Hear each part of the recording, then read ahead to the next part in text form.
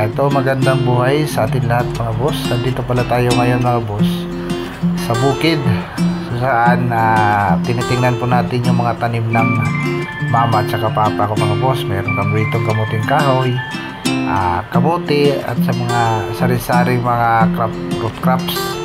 Karamihan dito mga boss tanim talaga ng mama at papa ko.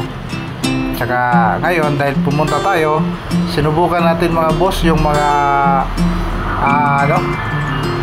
subukan natin yung nabili natin grass cutter mga boss. Ayan, bagong bago sila talaga yung makakauna nito sa paggamit mga boss, yung mga damo nito. Tsaka ang ganda nito mga boss is less talaga yung hassle, tsaka hindi masakit sa likod baga gumagamit ka nito. Nagiging tulong to sa kapatid ko dito mga boss sa pag-aalaga at pag-maintain nito sa mga damo nito mga boss.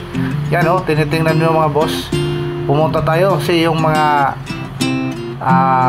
matatandang makahiya ng tigas na ng mga sanga-sangan at saka daming tinik. Ayan, tingnan nyo mga boss at lilinisan natin yung part na yan mga boss.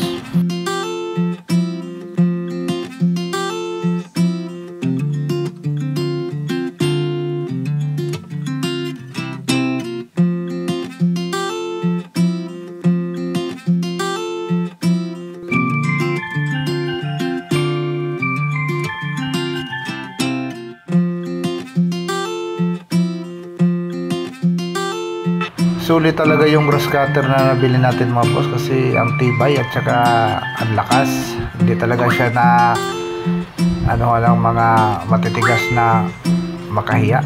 Ayan titigas. Yan, kita nyo mga boss. Salamat talaga sa seller, legit. Tsaka nilinisan natin yan mga boss kasi taniman daw nila ni mama yan ng mga gulay dyan. Yan, dito na naman na area na ito, mga kugon. Tsaka kailangan natin lagpasan to or linisin tong paligid mga boss para walang mga hayop na iba na papasok para makasira sa mga tanim natin. Tingnan nyo mga boss.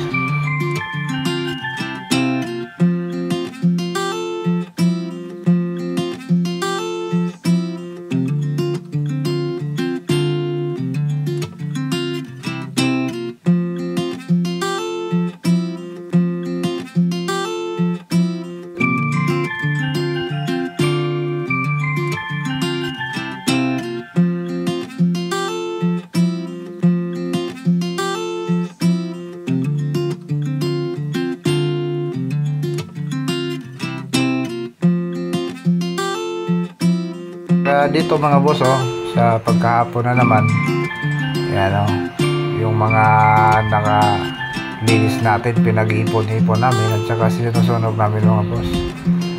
Yan, dami na namin dito, tulong-tulong talaga kami mga boss. May nagagrass cutter, may nagagpas din ng gamit yung itak.